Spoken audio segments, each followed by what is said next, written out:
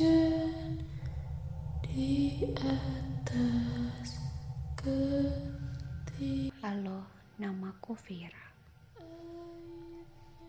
Setelah menikah, aku tinggal dengan suamiku di daerah Bogor.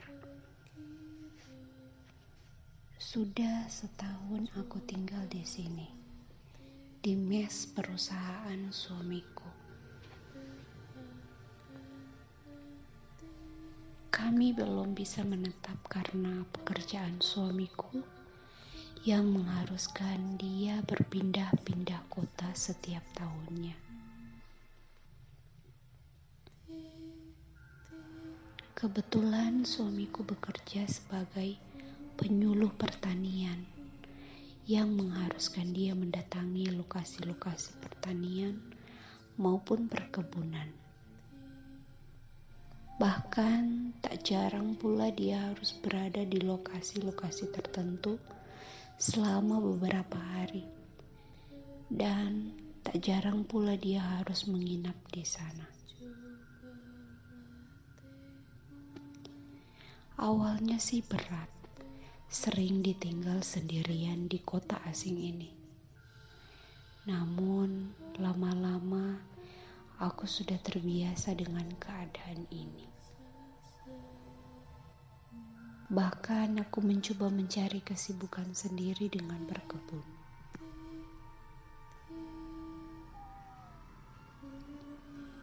Tiga bulan aku lewati hari-hariku dengan biasa. Hingga suatu hari suamiku menghubungi kalau dia sedang berdinas di desa yang lumayan jauh dari rumah. Dan mengabariku mungkin akan pulang ke rumah dalam 3 hari. Sedih aku karena tepat 2 hari lagi aku berulang tahun. Dan terpaksa harus melewati ulang tahunku sendirian. Tapi okelah, gak apa-apa. Aku harus ngertiin kerjaan suamiku. Toh masih ada ulang tahun berikutnya yang masih bisa aku lewati bareng suamiku. Keesokan harinya sekitar jam 6:30, sehari sebelum ulang tahunku, aku dikagetkan dengan suara ketokan pintu.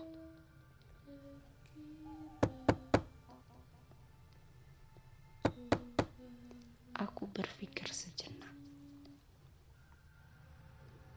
Mungkin itu suamiku. Mungkin dia bisa pulang lebih cepat. Tanpa berpanjang, aku teriak. Iya, bentar. Masuk aja, gak dikunci sayang.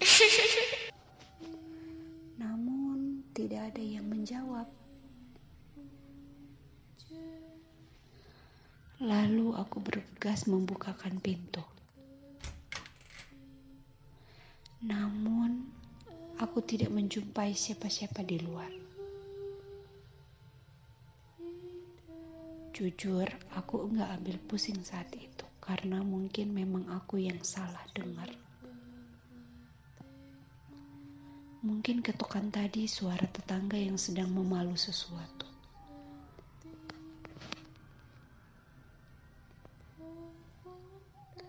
Malam itu aku memutuskan untuk tidur lebih awal. Aku merasa badanku sudah kecapean karena seharian bekerja membersihkan rumah. Tak lama aku merebahkan badan, aku mendengarkan suara ketukan lagi.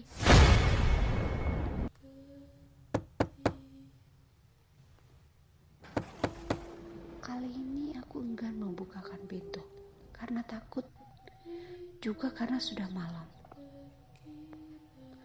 Takut kalau ternyata orang jahat yang mengetuk pintu. Karena nggak mungkin kalau tetangga bertamu semalam ini. Namun suara ketukan terdengar lagi. Kali ini dibarengi dengan suara suamiku yang memanggil namaku. Fir,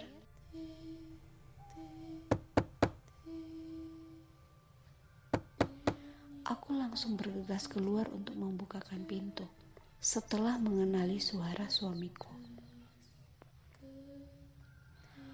Benar saja, sosok suamiku berada di luar sambil tersenyum. Tanpa pikir panjang, aku menyuruh dia masuk. Ayo masuk sayang, udah makan belum? Dan dia menjawab dengan singkat, sudah. Kok udah pulang sih? Katanya 3 hari. Kamu pasti ingat aku ulta ya besok. Aku coba menggodanya. Ia hanya membalas perkataanku dengan tersenyum kecil. Nah, karena sudah malam juga, kita berdua langsung menuju ke kamar untuk tidur.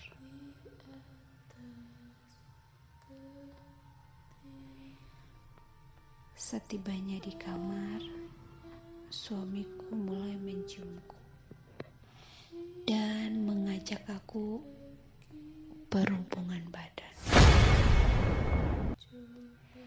Capek rasanya, namun aku harus melayani suamiku. Toh aku mikir mungkin dia lagi kangen sama aku. Tapi anehnya malam itu aku merasakan suamiku sangat bernafsu. Hingga aku menjadi sangat kelelahan. Hampir 1 jam berlalu, suamiku tampak masih sangat bernafsu. Hingga akhirnya aku memaksa suamiku untuk menyudahinya.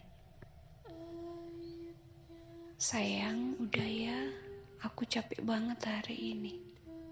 Kita lanjut besok pagi aja ya. Akhirnya suamiku menuruti kemauanku dan membiarkanku tidur. Belum lama aku tertidur, aku merasakan ada yang kembali menggerayangiku. Aku mencoba membuka mataku dan ternyata suamiku sudah berada di atasku.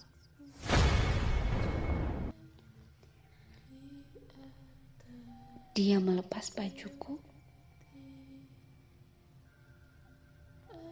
Aku melihat jam saat itu sekitar jam 3. Kami pun kembali berhubungan badan saat itu.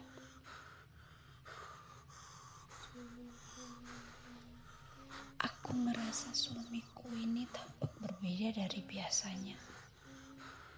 Aku benar-benar lemes saat itu. Hingga untuk ngomong pun terasa sangat sulit.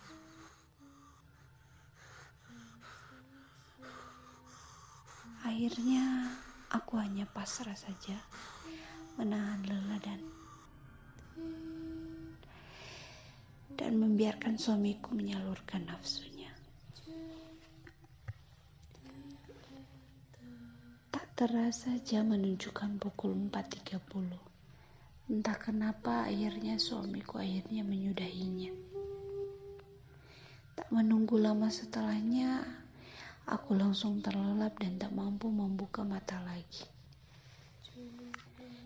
Hingga sekitar jam 11 siang aku terbangun dan melihat sudah tidak ada suamiku di sampingku. Aku berpikir mungkin dia sudah kembali lagi ke desa karena masih ada pekerjaan di sana.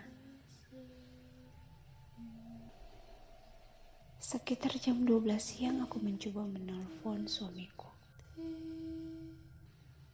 Halo sayang, kamu di mana? Suamiku menjawab, masih di desa ini. Bentar ya sayang, ini lagi nyelesain penyuluhan dulu, biar hari ini bisa pulang cepat. Langsung seketika dia menutup teleponnya. Aku sebenarnya merasa agak aneh dengan perkataan suamiku tadi. Tapi ya sudahlah. Aku juga gak mau berpikir panjang. Sore hari sekitar jam 5:30, suamiku pulang sambil membawa kue ulang tahun dan bunga.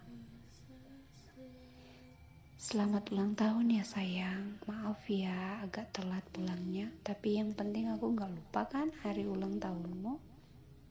Suamiku mencoba menggodaku.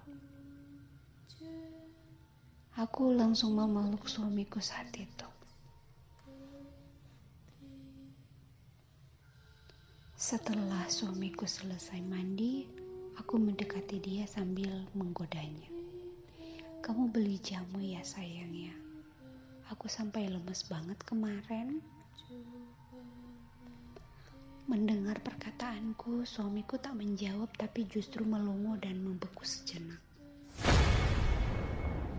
Jamu? Kuat? Apa maksud kamu?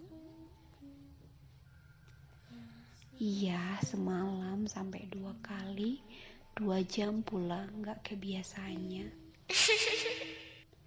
Suamiku makin kaget. Maksud kamu apa? Semalam apa? Aku semalam masih di desa. Baru pulang hari ini. Apa maksudmu? Semalam kamu sama siapa? Mendengar itu, seketika aku keringat dingin. Dan kakiku terasa lemas. Pikiranku kalut dan kebingungan. Siapa sebenarnya yang semalam berhubungan badan denganku? Aku sangat yakin dan sadar itu suamiku. Aku langsung menangis saat itu. Suamiku memelukku dan mencoba menenangkanku. Kamu kenapa sayang? Coba ceritakan pelan-pelan. Lalu aku menceritakan semua yang terjadi. Dan suamiku tampak sangat kaget. Sehari setelah kejadian itu, aku dibawa pulang ke rumahku oleh suamiku dan kami berdua pergi ke orang pintar untuk menanyakan apa yang sebenarnya terjadi padaku. Setibanya di tempat orang pintar tadi, beliau langsung menatapku dan tertawa kecil. Aku tahu maksudmu kesini, nak. Tenang saja. Itu tidak apa-apa. Tapi lain kali kalau ada yang ketuk pintu, jangan dipersilahkan masuk ya.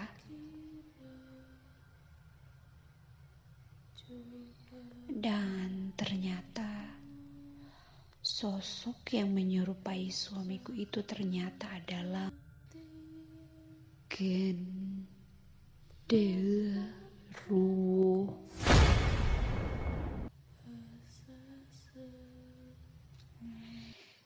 Jadi teman-teman, pesanku kalau suami keluar kota, kalian harus selalu berkomunikasi ya.